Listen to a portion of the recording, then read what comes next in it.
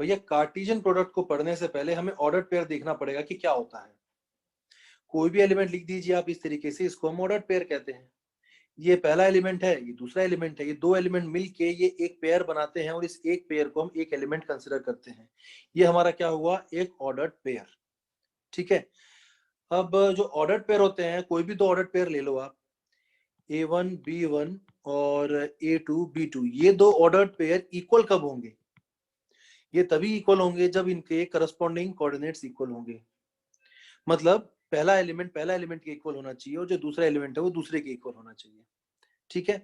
सो ये दोनों तब इक्वल होंगे जब A1 is equal to A2 होगा and B1 is equal to होगा B2। अब कार्टेशियन प्रोडक्ट देखते हैं।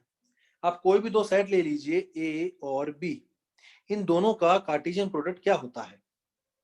भाई देखिए, इसको इस तरह से डिफाइन किया जाता है। ए बी, जहां पे जो ए है वो बिलोंग करता है इस ए से और जो बी है वो बी से।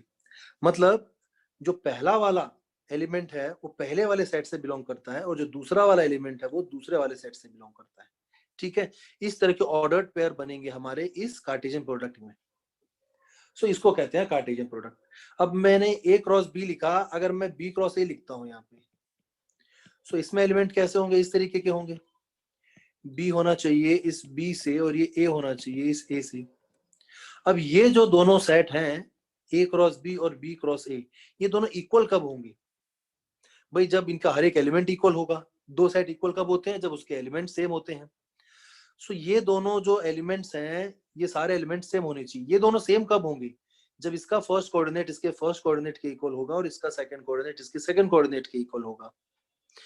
इसका फर्स्ट कोऑर्डिनेट इसके फर्स्ट कोऑर्डिनेट के इक्वल होने का मतलब क्या है? जो ए के एलिमेंट्स हैं वो बी के एलिमेंट्स के इक्वल होने चाहिए, और कोई एक नहीं, सभी। इसका मतलब ए जो है, ए के सभी एलिमेंट बी के सभी एलिमेंट के इक्वल है। मतलब जो ए है वो बी के इक्वल है। ठीक है। सो ये जो है आपका ए क्रॉस बी और बी क्रॉस ए, ये दोनों इक्वल कब होगा? जब आपका ए और बी दोनों सेम होगा। ठीक है। क्या ये इक्लौती कंडीशन है इक्वालिटी के लिए, या और भी कुछ हो सकता है? भैया और भी कुछ हो सकता है। देखिए, अगर मान लो हम ए और बी में से कोई भी एक सेट को एम्प्टी ले लेते हैं। फॉर एग्जाम्पल, मैंने ए को एम्प्टी सेट ले लिया। अगर ए आपका एम्प्टी सेट है तो उस केस में ए क्रॉस बी क्या होगा? ए क्रॉस बी में ए इस तरह के एलिमेंट आते हैं भैया, अभी हमने देखे थे। ठीक है। ए बिलोंग्स टू ए और ये बी बिलोंग्स टू बी। अब मैं बी को 5 बोल देता हूं, मतलब ए क्रॉस 5, इसके अंदर कौन सा एलिमेंट आएंगे? ए कॉमा यहाँ पे क्या आएगा? ए बिलोंग्स टू ए। अब बताइए मेरे को यहाँ पे क्या लिखूं मैं? भाई मैं कुछ भी नहीं लिख सकता हूँ यहाँ पे, क्योंकि यहाँ पे जो भी आएगा वो यहाँ से आना चाहिए, और यहाँ पे तो कुछ है ही नहीं, ये तो खाली सेट है। तो खाली जगह में से तो कुछ आ ही नहीं सकता यहाँ पे। इसका मतलब यहाँ पे कुछ भी नहीं आएगा, तो यहाँ पे एक भी एलिमेंट नहीं बन सकता। एक एलिमेंट बनने के लिए भी ये ऑर्डर्ड पेयर बनना चाहिए, और इस ऑर्डर्ड पेयर में एक ही एलिमेंट बना, दूसरा एलिमेंट तो बना ही नहीं, इसलिए ये एक भी ऑर्डर्ड पेयर नहीं बनेगा।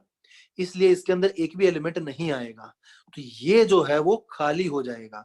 तो जो ए क्रॉस 5 है वो आपका 5 हो जाएगा, मतलब ए क्रॉस एम्प्टी सेट आपका एम्प्टी सेट हो जाएगा। ठीक है। अब हम कुछ प्रॉपर्टीज देख लेते हैं कार्टेशियन प्रोडक्ट की। ये देखो भैया, सिंपल सिंपल प्रॉपर्टीज हैं चारों, ये आपको अपने आप देखनी है। पहली वाली प्रॉपर्टी एग्जांपल के तौर पे मैं आपको एक बार समझा देता हूँ, चीजों को विजुलाइज करने का ट्राई कीजिए। यहाँ पे देखो, यहाँ पे आपका वेन डायग्राम तो बन नहीं सकता, क्योंकि कार्टेशियन प्रोडक्ट का इसका कोई वेन डायग्राम तो होता नहीं है। सो ये आपको इमेजिन करना होगा। अब देखिए, A union B. A union B का मतलब क्या है? ए और बी के एलिमेंट्स को कंबाइन करके हमने एक सेट बना लिया। अब उस सेट के एलिमेंट्स के साथ मैंने कार्टेशियन प्रोडक्ट लिया। इसका मतलब क्या? जो कार्टेशियन प्रोडक्ट मैं ले रहा हूं वो ए के एलिमेंट्स के साथ भी है और बी के एलिमेंट्स के साथ भी है, क्योंकि बड़े सेट में यही दोनों तो हैं। ठीक है। सो उन सभी ए और बी के सभी एलिमेंट्स के साथ मुझे कार्टेशियन प्रोडक्ट लेना है। पहला कोऑर्डिनेट कहां से होना चाहिए? इस यहां से होना चाहिए, दूसरा होना चाहिए यहां से। सो यहाँ पे भी मैंने वही लिख दिया, पहला एलिमेंट ए से, दूसरा सी में, पहला बी में, दूसरा सी में। कार्टेशियन मैंने एलिमेंट्स कहां से लिए? यहाँ पे क्या था, ए के भी एलिमेंट लेने हैं और बी के भी, तो ए के एलिमेंट्स के साथ भी बना दिया और बी के एलिमेंट्स के साथ भी बना दिया, और इन दोनों जो सेट मिले उसका हमने कर दिया क्या? यूनियन।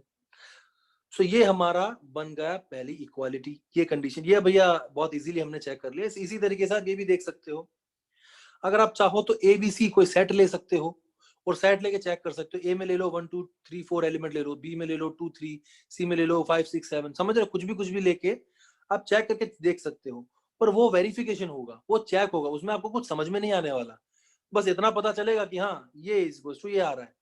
वो तो वैसे भी आने वाला है, क्योंकि ये कोई हम थोड़ी निकाल रहे हैं इस चीज को, ये तो हम गिवन चीज है भाई, प्रूव्ड चीजें हैं, तो प्रॉपर्टीज है कार्टेशियन प्रोडक्ट की, तो ये ट्रू ही होने वाली है।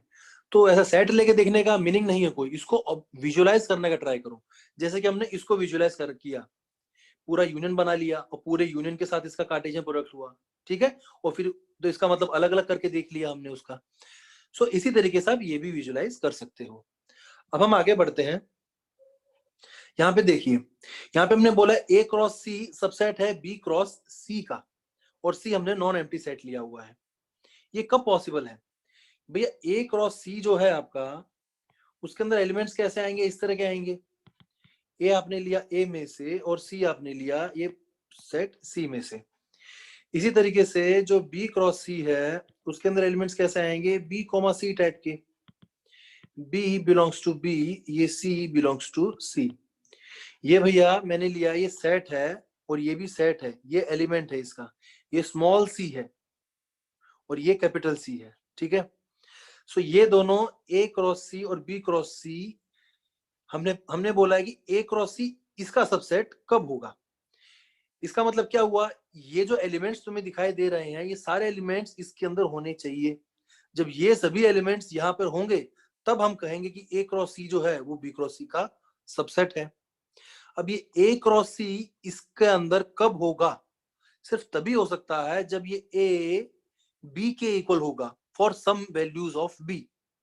इसका मतलब कुछ ए की वैल्यूज अगर बी के इक्वल हो जाए, मतलब ए की सभी वैल्यूज किसी बी के इक्वल हो जाए तो हमारा काम हो जाएगा। मतलब जो ए है वो बी का सबसेट होना चाहिए, ठीक है। ए अगर बी का सबसेट होगा तो ए की जितने भी एलिमेंट्स होंगे ए, वो सब कहीं ना कहीं बी के इक्वल हो जाएंगे। वो बी के इक्वल हो गया मतलब ए इज इक्वल टू बी हो गया, और ए इज इक्वल टू बी हो गया, इसका मतलब ये जितने भी एलिमेंट्स हो सारे इसके अंदर घुस गए। सो अगर ए क्रॉस सी आपका सबसेट है बी क्रॉस सी का, तो हम क्या कहेंगे? ए इज सबसेट ऑफ बी। यहां पे हमने लिया हुआ है कि सी नॉन एम्प्टी होना चाहिए। चेक करो भैया, अगर सी एम्प्टी हुआ तो क्या होगा? अगर सी आपने एम्प्टी लिया तो हमने देखा था अगर एक भी सेट एम्प्टी हो जाए तो उसका क्रॉस प्रोडक्ट एम्प्टी हो जाता है। सो ये भी एम्प्टी हो जाएगा और ये भी एम्प्टी हो जाएगा, तो उस केस में भी सबसेट होगा और उस केस में तो एक्चुअली में इक्वल ही हो जाएगा, ठीक है। बट क्योंकि वो इंटरेस्टिंग केस नहीं है तो कोई मतलब नहीं होगा, इसलिए हमने यहाँ पे सी नॉन एम्प्टी सेट ले लिया। नेक्स्ट हमने बोला है कि अगर ए आपका सबसेट है ए क्रॉस ए का, पहली बात तो ये बताओ क्या पॉसिबल है? ए क्रॉस ए में एलिमेंट्स कैसे हैं वो देखो।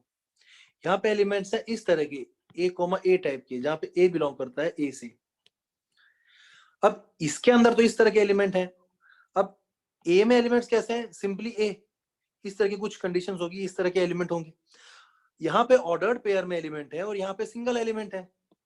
सो ये ए है वो इसके अंदर कैसे जा सकता है, या फिर ये है वो इसके अंदर कैसे आ सकता है? क्योंकि एलिमेंट्स का टाइप ही अलग अलग है। सबसेट होने के लिए तो क्या होना चाहिए? इसके अंदर के जो एलिमेंट्स हैं उसी टाइप का ये होना चाहिए, मतलब इसके एलिमेंट्स इसके अंदर होने चाहिए।